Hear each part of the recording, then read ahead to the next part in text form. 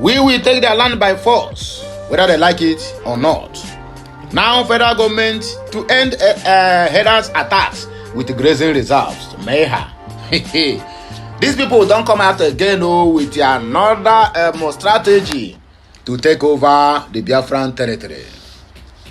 Yes, so when they created the Ministry for Livestock, and we have Ministry of Agriculture, people were kind of, after all, it doesn't mean anything. My dear, it means a lot. They have tried importing a Fulani into our land, we say no. They tried IDP, we say no. They tried infiltrating our territory and our borders and also our bushes with terrorists in military uniform. We say no. Now, the Minister of what do they call it? Minister of Livestock, Meha. The minister don't come out now say the government that don't decide say they must take over people's land because they say in the southeast is a greener, it's a green land. The same way they want to take over Plateau, the same way they want to take over Benue. All these people, all these areas are the green part of the world. I mean, the green part of the Nigeria that produces. I mean, you can feed whatever you want to feed. The land is milk and honey. The land have a kind of manure, even without fertilizer, your crops can grow well and do amazingly well. That's why you see the killings in Plateau and the killings in Benue. It's supposed to be so in our own land. They are penetrating all through Enugu, Amufu. But because of the resistance of the Biafrans and the Biafran Liberation Army and other security outfits, that's why you see our area seems like we are curtailing the headers clash. But let us ask ourselves this question. Who are these herdsmen? One, herdsmen is Fulani from Western Sahel who migrated to Nigeria. They don't have house, they don't have state, they don't have local government. In fact, they are not Nigerians. Those are the people. You come from all the way from African countries, one of the African countries. And you come to my land and say, we are having farmers header class. How is that possible? Anyway, we're going to hear what they happen now. Forget about what in Nigerian news write, because they will write it to the way it will suit their narrative. They are paying masters. They have decided that they must take over the southeastern land by fire, by force. Taking over your land means they have taken over your ancestral power. So let us not sleep over this matter. I have sent this message to Simon Ekpa and other people who care to listen over this matter, and we are deliberating on it. So there's nothing like farmers headers clash. They are land grabbers and intruders. Israeli envoy reviews foreign country behind terrorism in Nigeria. Lukarawa's defense headquarters confirms new terrorist group in the north, reveals the origin. Rocha Okorocha is not dead, my brother. Anytime you see them trying to defend something, the same thing with Lagbaja, my dear, Rochas is gone. Just simply because he's out of power. He is out of stock. Hold Obama responsible for your defeat. Adamoga Roba tells Harry. Waiting on Obama do a beg. Anyway, my people beg, we don't have much time to waste. Happy Friday, TGIF. Thank God, say, na Friday we day. Anyway, let us go to the reason why we're here. Please like, share, comment, and make sure you keep subscribing for more interesting videos coming your way. The Minister of Livestock and Development, Eda Mukata Maiha. This is not a Nigeria, this is a pure Fulani from Western Sahel. Has said the Fulani government would maximize grazing reserves in order to end herdsmen farmers clashes. Edi Maiha said as a livestock farmer, he understood the challenges facing the sector and its opportunities. He noted that the ministry would create a conducive environment for private investors to invest in the sector. The new minister stated this so in his maiden address to the staff in Abuja. He identified high cost of feed, disease outbreaks, headers, farmers clash, and climate changes as factors affecting the sector. As a practicing livestock farmer, I am not oblivious of the challenges facing this sector. From limited and high cost of quality feed to disease outbreaks, farmers, headers conflicts, overgrazing, against stocks, climate change, limited access to credit facilities, and modern technologies, as well as inadequate infrastructure, just to mention but a few. These are the significant hurdles, yet I believe they are not insurmountable, Meha said. The livestock minister assured that the ministry would ensure that the challenges are addressed to maximize the opportunities in the sector. He explained that livestock is not just a sector, it is a way of life for millions of Nigerians and vital component of our food security, rural development, and cultural heritage. We shall work to create an enabling environment that allows for investment, climate smart livestock farming, modernization, and commercialization. Also, we shall prioritize, maximize utilization and development of the nation's grazing reserves as a sustainable approach to addressing farmer herders clashes. Furthermore, we shall work towards incentivizing youth and women participation in livestock value chain as a veritable alternative to job creation, improved livelihood, and wealth. Our mission, therefore, is not just to grow this sector, but to transform it into a sustainable, resilient, and inclusive ecosystem for the private sector actors to thrive. Daily Trust quoted Meha. Israeli don't come out again to come tell us say country where they sponsor terrorism in Nigeria, say na Iran. Israeli ambassador to Nigeria, Mike Freeman, has claimed that Iran is central to global terrorism and regional political instability, asserting that peace in the Middle East and parts of Africa may remain elusive without a shift in Iran's current political leadership. So terrorists they rule them. During the screening of the documentary, We Will Dance Again, directed by Yarif Moza, held in Abuja to mark the first anniversary of the October 7 attack, Freeman stated, "The root of this war and ongoing instability is Iran. Iran supports and funds groups such as Hamas, Hezbollah, and the Houthis, fueling unrest across the Middle East. Their strategy involves significant financial investment, technical expertise, and weaponry to destabilize the region."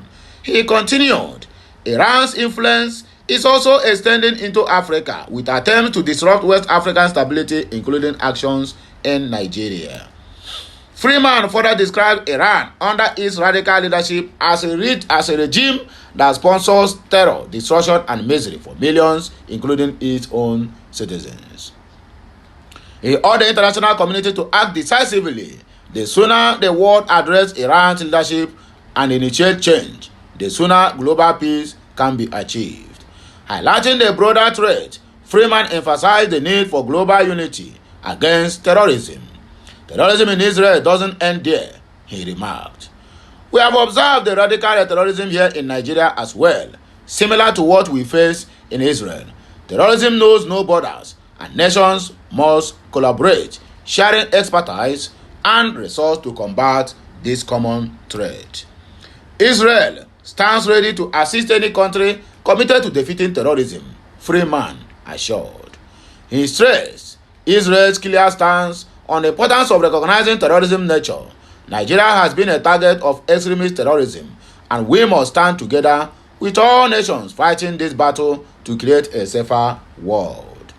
Freeman underscored the urgency of preventing future attacks like those seen on October 7.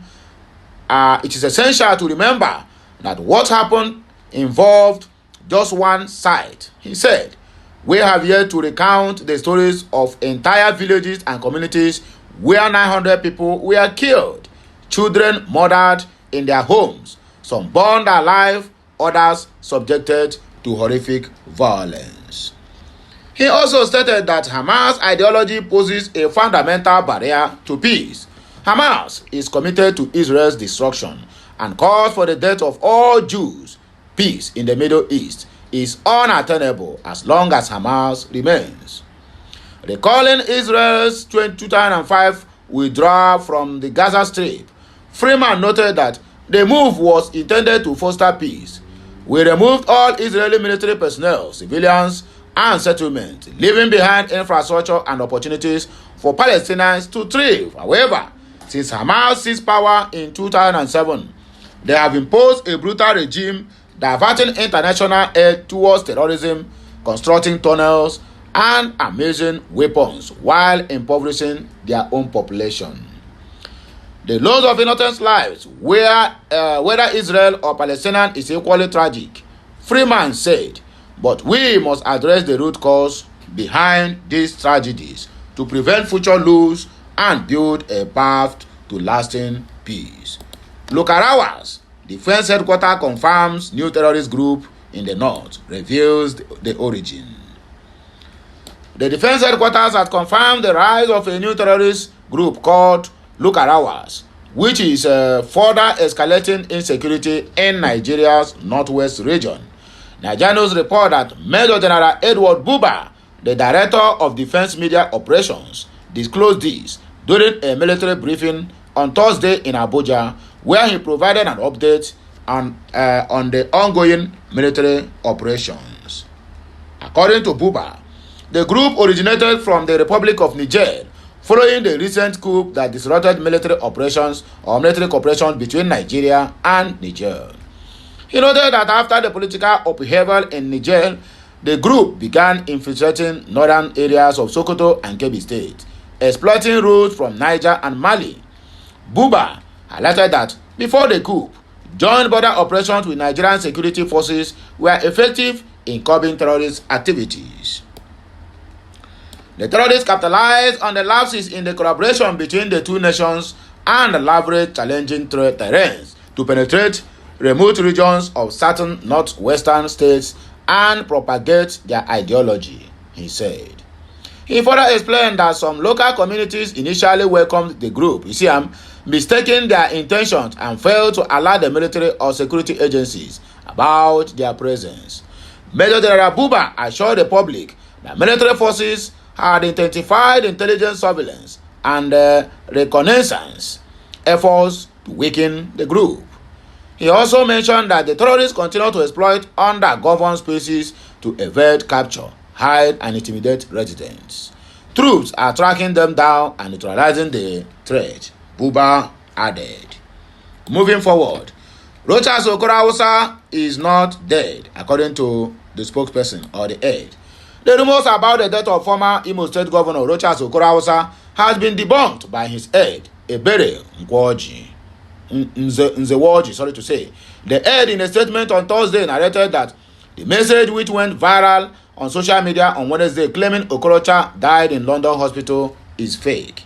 Let us see the video of the young man.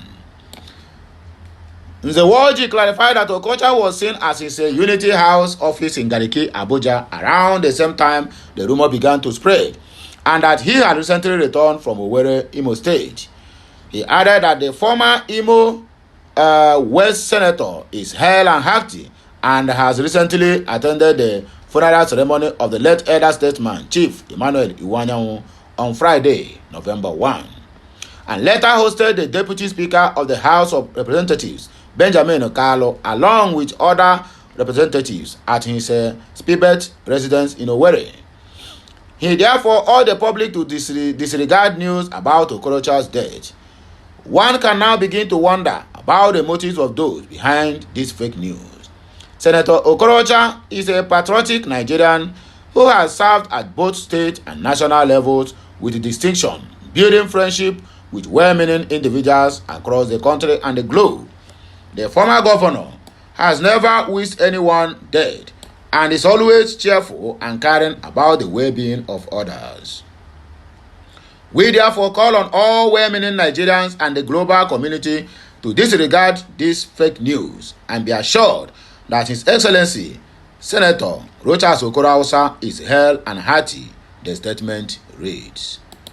Last but not the least, hold over responsible for your defeat. Adamu Garoba, the basket mouth, tells Kamala Harris. The chieftain of All Poverty Congress, APC, Adamu Garoba, has made a controversial claim alleging that former United States of America's President Barack Obama orchestrated a palace coup against the President Joe Biden. Chideke. Garoba took to his ex-handle on Thursday to air his allegations, asserting that Obama played a pivotal role in undermining Biden's candidacy during the Democratic primary election. According to Garuba, Obama stole the victory from Biden and facilitated his transfer to Vice President Kamala Harris. The APC stalwart further suggested that Harris should attribute her resounding defeat in the November 5th presidential selection to Obama's influence. Garuba said, people like former President Barack Obama are those that make black people appear extraordinarily cheap and resentful in the eyes of the world. After serving as the president of the greatest country in the world for 8 years, Obama still refuses to stop campaigning, being on the front lines and taking sides. This is contrary to the over 40 men who served as president since the office was established in 1789. All of them retired, stopped active participation in politics, and became statesmen. Yet, Obama chooses a different route. Are you serious? His lust for power and control is beyond measure. He campaigned for Hillary, but she lost. He has several hidden issues with Biden, even as his voice, it is on record that Biden and Obama hardly agree on many issues. So, Biden was on his terms and won, with slight Obama support. Even though he attempted to control the Biden presidency, but as a veteran of U.S. public service, Biden asked Obama to let him do his presidency in peace. He had to withdraw and let Biden be. As a result, he spearheaded a palace coup against Biden, took over his primary election win, and handed it over to his girl and protege, Kamala. He campaigned for her vigorously, and she also lost. Obama thought the presidency is a showbiz. He can always stand up and talk and refuse to stop talking after serving 2 consecutive terms with the support of American people.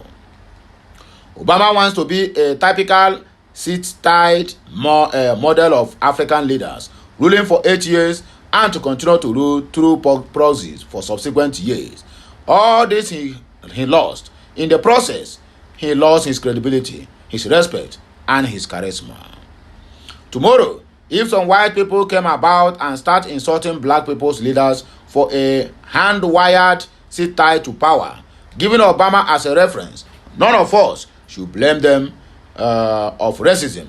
Obama was living proof, even in the world's largest democracy.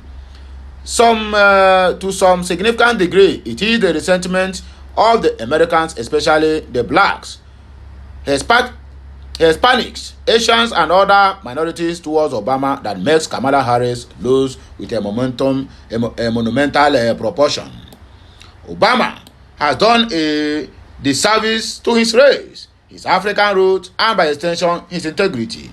If Kamala is looking for someone to blame for her catastrophic failures, she should point all her 10 fingers at Barack Obama. According to what do they call him? According to this Adamu Garuba, the basket mouth man. Anyway, my wonderful people, now here we go take a break. I beg make on a like, share, comment, and make sure to keep subscribing to this channel because more of these videos will be coming your way. My name is Sidiman Amandia Neze, reporting from the platform of Okute Daily Talk. We will be right back again. Kemesiano.